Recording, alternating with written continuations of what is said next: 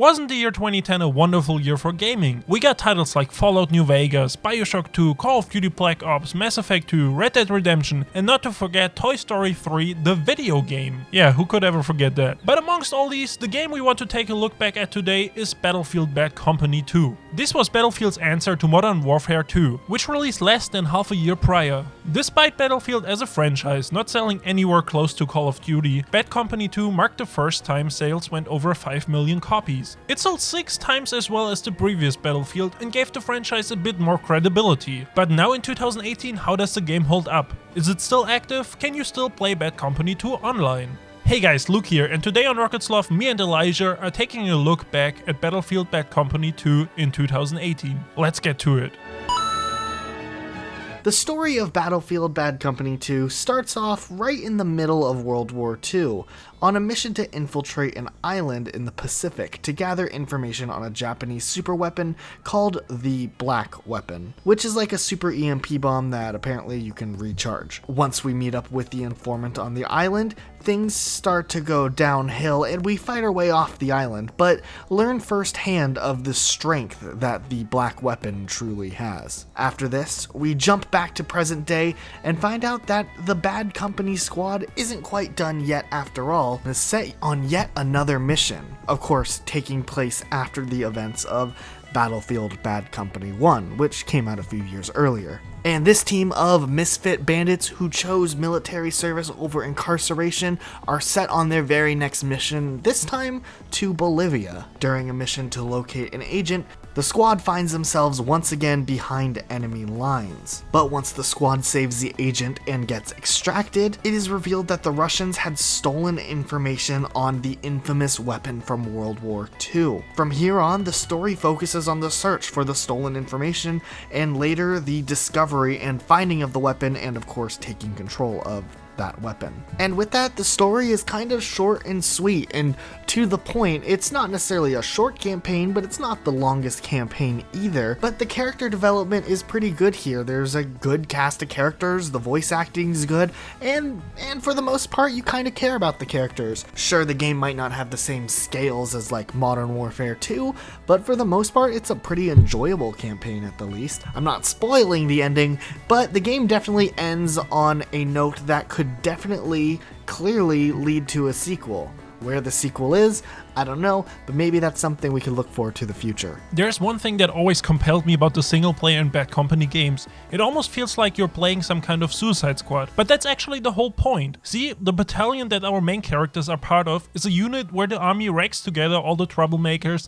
that didn't fit anywhere else. That means they're always the first ones in and the last ones out. Membership is almost like a punishment. That is what makes it stand out from all the other generic first-person shooter army games. You are somewhat playing the bad guys and fight against the odds.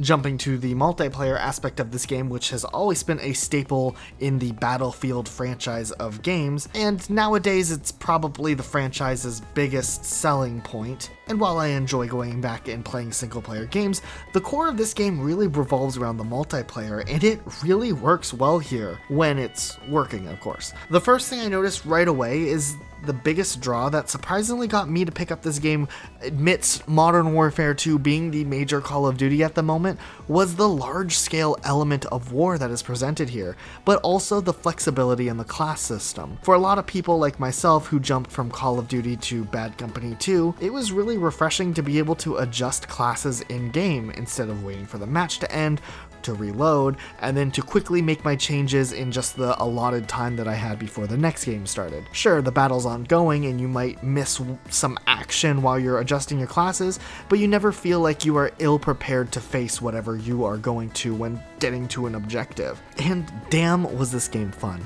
The guns really feel good, and the motion feels really realistic, surprisingly, for a game from 8 years ago. The gameplay overall is more varied than what you would expect in like a Call of Duty type game, and you don't have to worry about being no-scoped from across the map, and it's just a different experience than what you would expect from Modern Warfare 2. The game gives players the option of 4 different classes: Assault, Engineer, Medic, and Recon, and with each class come special abilities and different weapons. It works pretty well here because despite being a war shooter game, having a diverse class system really helps this game stand out in gameplay. If you're really bad at actually shooting enemies, you can still find meaning and purpose by assisting your team in other ways. It might sound like a common feature to be in games nowadays, especially if you compare to games like Overwatch, but at the time of this game, it was a relatively unique feature and it worked so well back then. There's also an abundance of different game modes that help this game stand apart. Conquest and Rush were probably the most played games that focused on aggressively taking and holding objectives, while Squad Deathmatch focused on the more classic style of shooting and killing. The map design is pretty fantastic here too. Bad Company 2 introduces a pretty large variety of maps, 11 to be exact,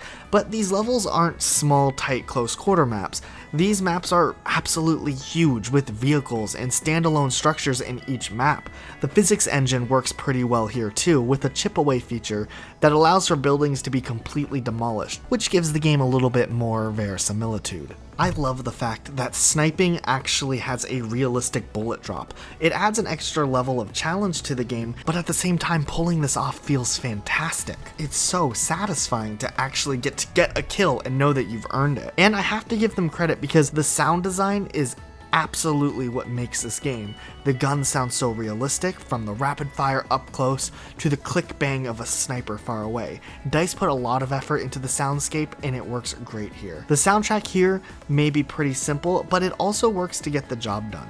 In 2018, however, the game isn't quite as active as it was back in its prime. The PlayStation 3 version is pretty much dead nowadays. Your best bet of finding a game on the PlayStation 3 would be in Conquest, but even then you probably won't get an entire lobby full of people. Fortunately for the Xbox, it became backwards compatible, which brings a lot of life back to the game. You will actually be able to find some open lobbies and you should be able to get a solid experience as long as you aren't playing at some obscure time. We did notice though that for some reason the Xbox 360 and the Xbox One have the longest loading times, but the wait is definitely worth the while. Also worth noting that the Xbox and PS3 versions of the game have an extra game mode called Onslaught, which is great for a 4-person survival game type that pits a squad against AI. So if you and a group of friends want to play Bad Company 2 in a different way, you also have this option, except this feature unfortunately did not make its way to PC. On the PC though, you'll probably have the easiest time at finding lobbies, as this game is available on both Steam, where it frequently goes on sale, and on EA Origin.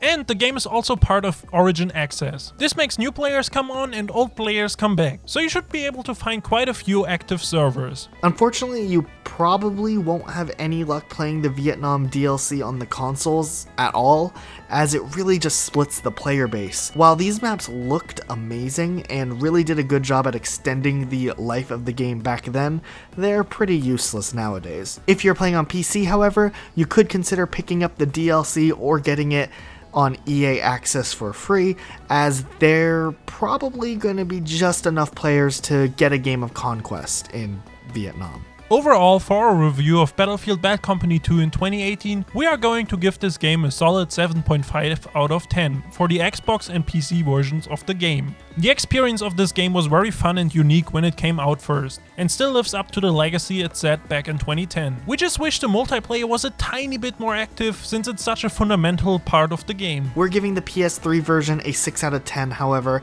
as the campaign is decent enough and you should find some enjoyment out of it, but finding a multiplayer game is pretty difficult and you could waste a lot of your time trying to find that right lobby. But that's it for today's video. Let us know what you think in the comments down below. Did you enjoy Bad Company 2? What's your most played video game from the last decade? Also, if you like what we do here, consider subscribing to the channel. And maybe also consider supporting the channel on rocketsloth.net. We don't make a whole lot of money on these videos unless they randomly blow up and go viral. So if you want to get some cool perks and behind the scenes stuff while also helping fund these types of videos, maybe check it out. We will see you guys next time.